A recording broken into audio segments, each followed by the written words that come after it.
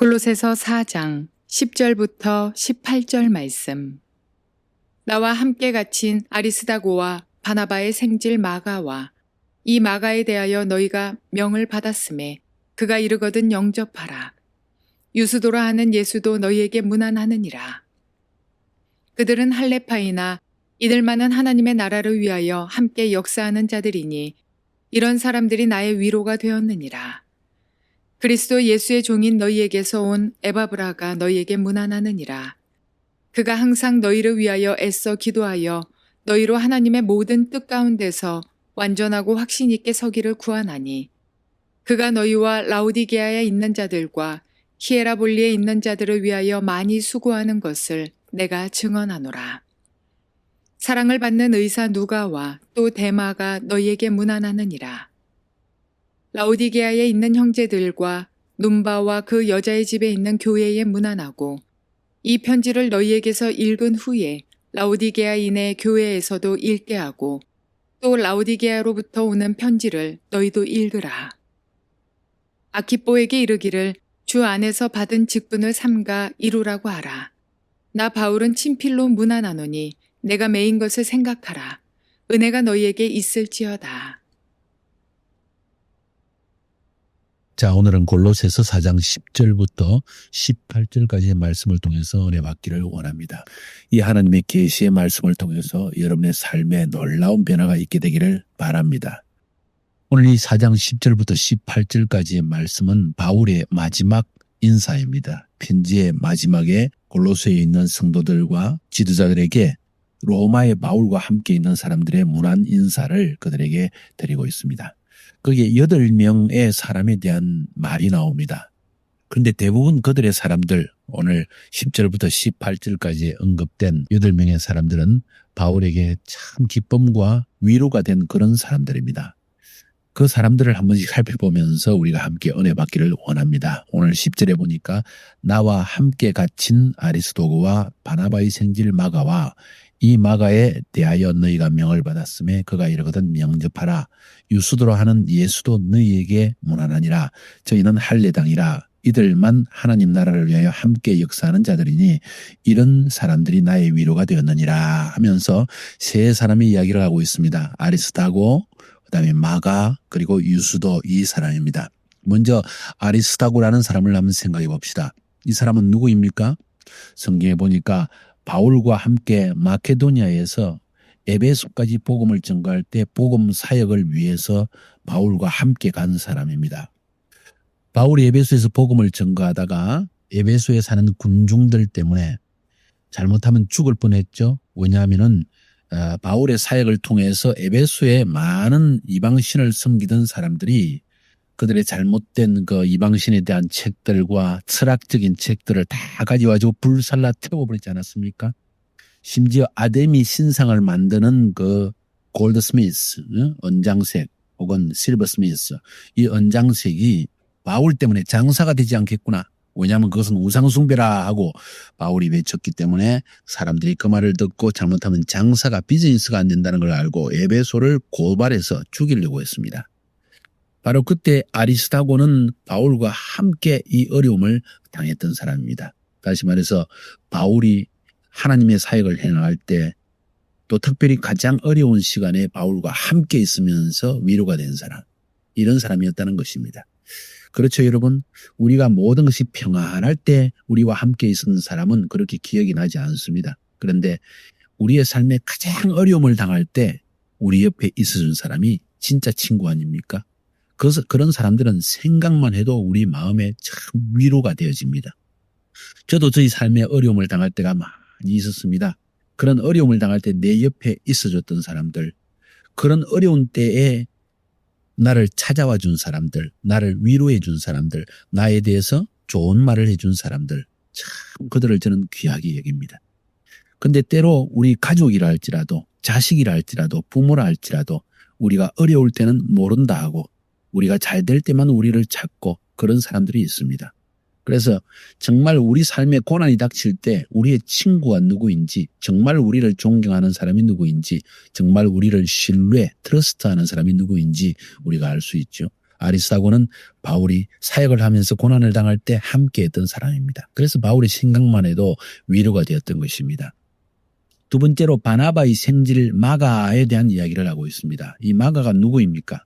마가에 대해서는 이야기할 것이 참 많습니다. 대개들 이야기할 때 마가는 베드로의 수제자라고 이야기합니다.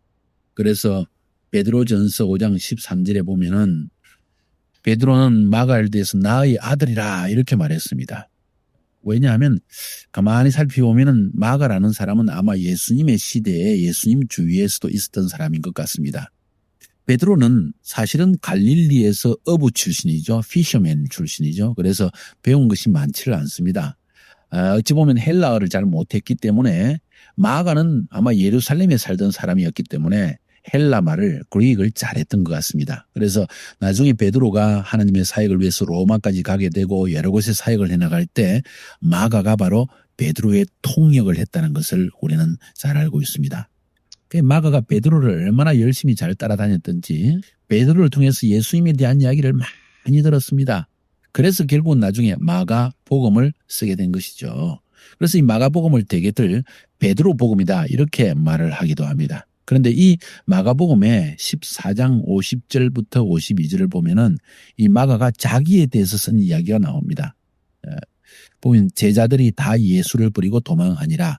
한 청년이 벗은 몸에 홑이불을 버리고 벗은 몸으로 도망하니라. 벌거벗어가지고 도망갔다는 거예요. 자기도 붙잡힐까 봐. 대개 이 청년을 마가라고 생각합니다.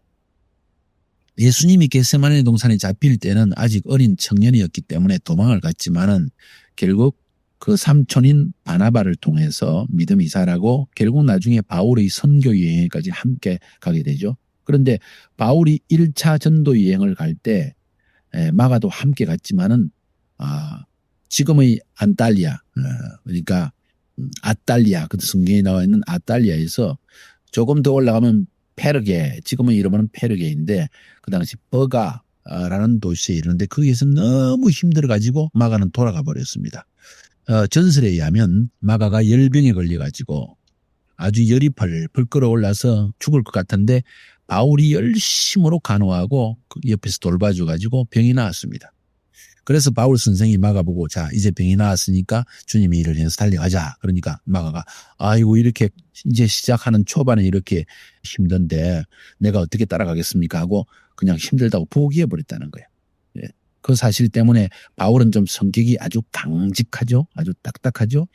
그래서 제2차 전도 여행을 떠날 때 바나바는 마가를 데리고 가기를 원했는데 바울은 아니 1차 전도 여행 때 우리를 돕지도 않고 지가 힘들다고 도망간 그런 사람을 우리가 왜 데려가느냐 하면서 거절했습니다. 다시 말해서 바울에게 버림받은 거예요. 아마 마가는 그때 마음에 큰 상처를 받았을 것입니다.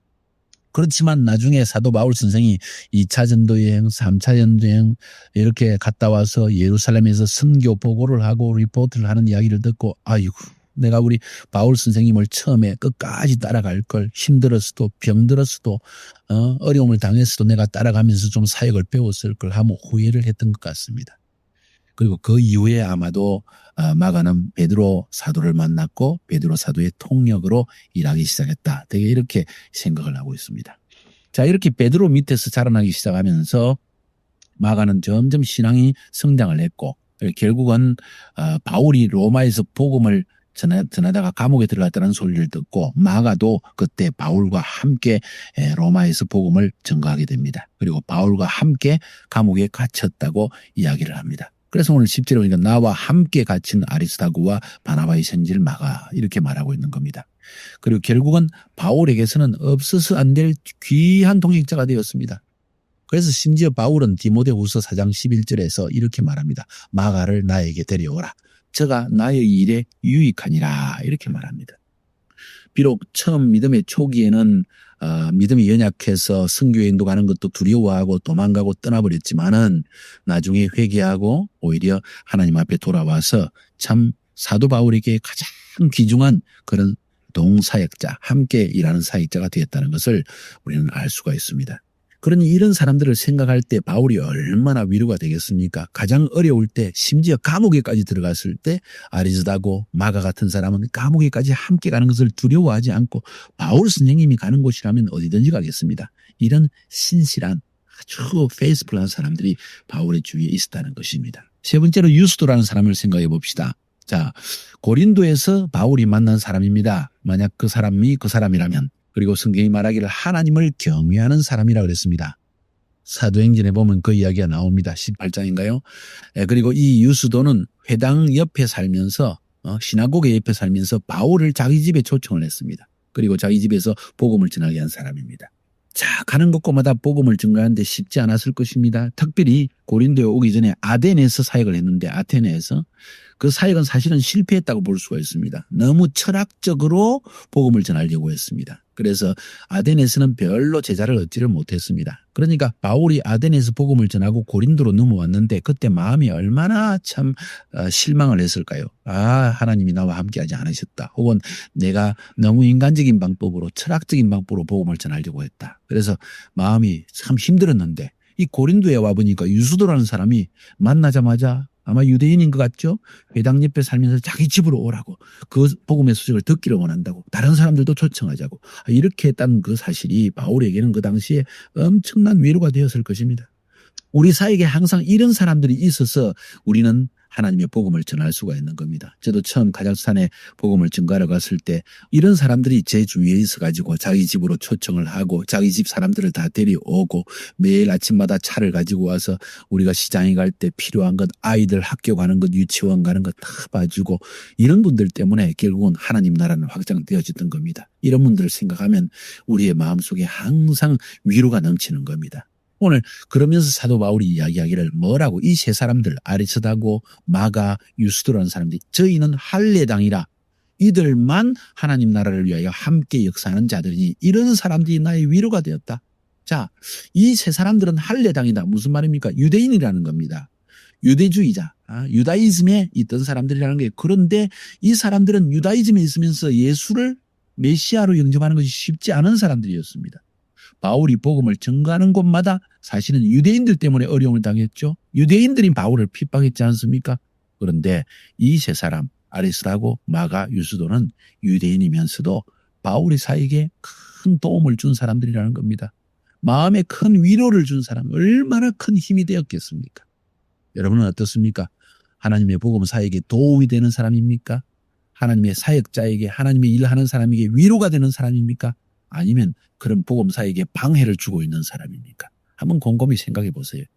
이런 사람들은 바울이 하나님의 일을 하는데 도움을 주었기 때문에 이렇게 성경에까지 기록된 거예요. 2000년이 지난 지금에도 우리는 이 아리스다고 마가 유스도 같은 사람의 이름을 이야기하지 않습니까? 하나님의 복음 사역에 도움을 주는 사람, 하나님께서 영원한 천국 생명책에 기록하시고 복을 주실 것입니다. 그 다음에 에바브라라는 사람의 이름이 나옵니다. 12절에 그리스도 예수의 종인 너희에게서 온 에바브라가 너희에게 문안하니 저가 항상 너희를 위하여 애써 기도하여 너희로 하나님의 모든 뜻 안에서 완전하고 확신 있게 서기를 구하나니 그가 너희와 라오디게아에 있는 자들과 히에라볼리에 있는 자들을 위하여 많이 수고하는 것을 내가 증거하노라. 이 에바브라에 대해서 이야기를 많이 하고 있죠. 왜냐하면 여기서 너희에게 온 사람이라, 골로새 출신이라는 겁니다. 골로새 사람이라는 거예요. 또 그리스도 예수의 종이라고 했습니다. 다시 말해서 하나님의 나라를 위해서, 하나님의 사역을 위해 일하는 사람이다. 너희를 위해서 애써 기도한다. 정말 영적인 지도자이다. 내가 옆에서 보니까 이 에바브라는 자기의 아파트를 위해서, 자기의 아들을 위해서, 자기가 잘 살기 위해서, 세상에서 출세하기 위해서 기도하지 않고 너희를 위해서 애써 기도하더라. 그는 진짜 목회자다. 그는 진짜 목사다. 이런 이야기입니다.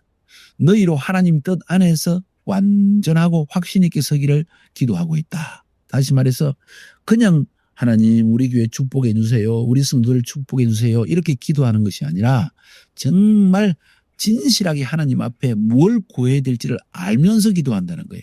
하나님의 뜻 가운데 너희가 완전하고 확신 있게 서기를 원한다. 다시 말해서 세상적인 걸 구하지 않고 우리 골로새 교인들이 하나님만을 생각하며 하나님의 뜻을 따라 살게 해주세요.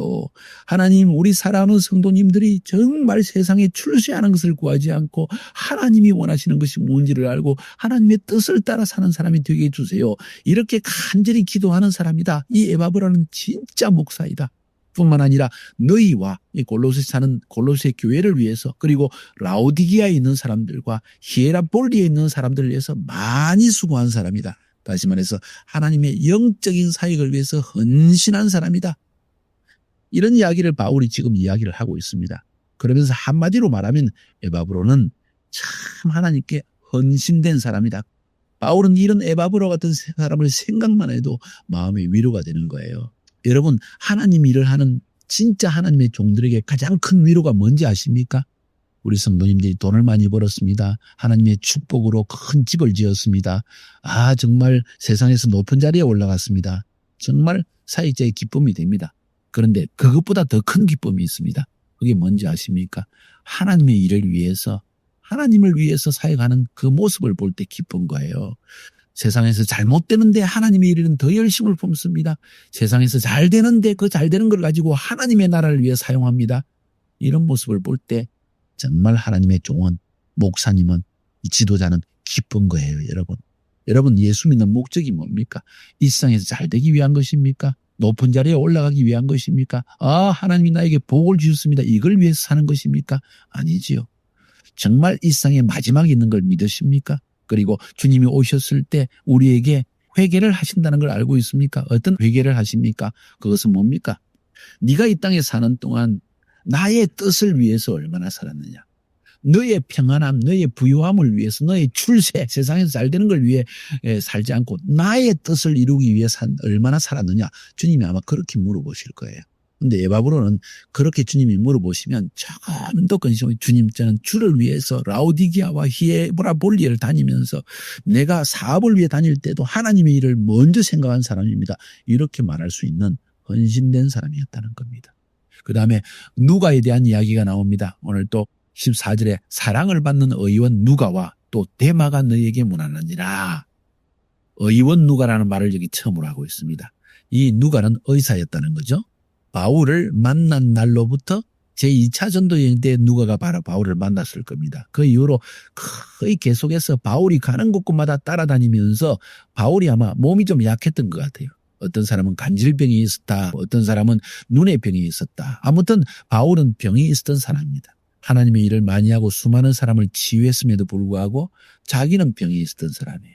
그래서 의사인 누가가 항상 바울을 따라다니면서 먹는 것, 마시는 것, 잠자는 것 다 돌봐주어야 했습니다. 그러니 그런 누가를 생각할 때 심지어 로마 감옥에까지 누가가 와가지고 바울을 도와줍니다. 예루살렘에서 바울로 죄수의 몸으로 배를 타고 백부장의 감시를 받으면서 로마까지 오고 또 로마에서 감옥에 갇힐 때에도 누가는 계속 바울 선생님 옆에 있었다는 겁니다. 이런 사람을 가진다는 거 얼마나 복이 되겠습니까, 여러분? 데마에 대한 이야기가 나옵니다. 빌레몬스와 오늘 골로새서에 보면 바울의 동역자라고 나옵니다. 그런데 디모데후서 4장 10절에 보면 그가 세상을 사랑해서 바울을 버리고 데살로니가로 갔다고 했습니다. 자, 디모데후서가 빌레몬스나 골로새서보다 늦게 쓰여진 편지이죠. 아마 거의 한 4, 5년 늦게 쓰여진 편지인 것 같은데, 그러니까 이 데마는 처음에 사도 바울과 함께 주를 잘 섬겼던 바울의 동역자, 코워커였습니다. 그런데 나중에 기독교의 핍박이 시작된 이 사역을 떠났던 것 같습니다.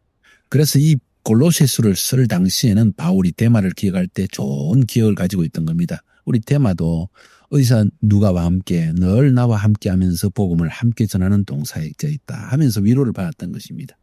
그 다음에 라오디기아에 있는 형제들과 num바와 그 여자의 집에 있는 교회들에 문안하라.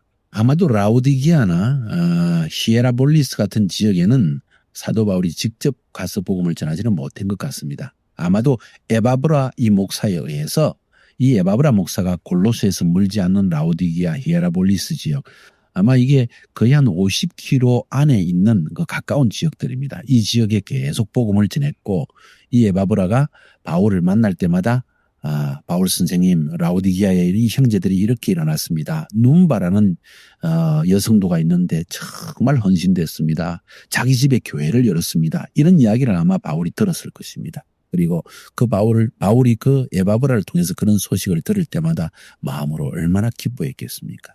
여기서 이 목회자의 마음을 알 수 있는 거예요. 목회자의 가장 기쁨이 뭡니까? 하나님의 나라가 확장되는 것입니다. 나를 통해서 복음을 들은 사람이 나가서 그 사람이 또 다른 사람에게 복음을 전하고 그 사람을 통해서 또 다른 교회가 세워진다는 이야기를 들을 때 그처럼 기쁜 일은 없는 겁니다. 여기서 또 잠깐 말하지만 아키포에 대한 이야기도 나옵니다. 아키포에게 이르기를 주 안에서 받은 직분을 삼가 이루라고 하라. 아마도 이 아키포라는 사람 아마 교회 안에 어느 자기의 직분을 어떤 일을 맡은 사람인데 잘 일을 하지 못하고 영적으로 좀 잠들어 있던 것 같아요. 영적으로 나태해지고 게을러 있던 것 같습니다. 그래서 바울이 아주 길게 이런 안 좋은 말은 많이 하는 게 아니죠. 자기 직분을 잘 삼가 이루라고 해라 하고 이렇게 바울이 지금 말하고 있습니다. 그러면서 사도 바울은 마지막으로 한마디를 하면서 편지를 마칩니다. 나 바울은 친필로 문안하노니 내가 직접 이 마지막 한 글을 써노니 나의 메인 것을 생각하라. 내가 메인 것을 생각하라. 내가 감옥에 있는 것을 생각해봐라. 은혜가 너에게 있을지어다. 마지막에 왜 이런 말을 합니까? 내가 메인 것을 생각하라. 내가 감옥에 있는 것을 생각하라. 뭔 이야기입니까?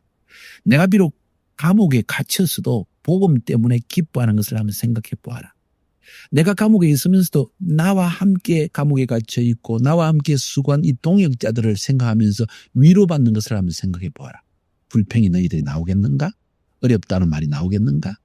여러분, 우리는 때때로 너무나 하나님이 주신 축복을 상실하고 사는 것 같습니다. 아니, 그것보다도 하나님이 내게 주신 삶의 목적이 무엇인지를 모르는 채 세상적인 기준을 가지고 살아가고 있는 겁니다. 그래서 세상적으로 부자가 되지 못하면 불평하고 세상적으로 높은 자리에 올라가지 못하면 불평하고 세상적으로 내 마음대로 하고 싶은 대로 못하면 그냥 짜증을 뿌리고 문제를 일으키는 거예요. 하나님 일에는 아무 관심이 없습니다. 그래서 바울이 이렇게 이야기해요. 내가 메인 것을 하면서 생각해봐라. 내가 감옥에 있는 것 좀 생각해봐라. 너희들 지금 불평하는 것이 말이 되겠느냐? 너희들이 어렵다는 말이 되겠느냐? 나는 감옥에 갇혀있다. 그래도 기뻐한다. 하나님이 나를 통해 하신 일을 생각하고 나와 여전히 함께하는 그 사람들을 생각하면 나는 기쁘다. 이런 이야기를 하고 있습니다.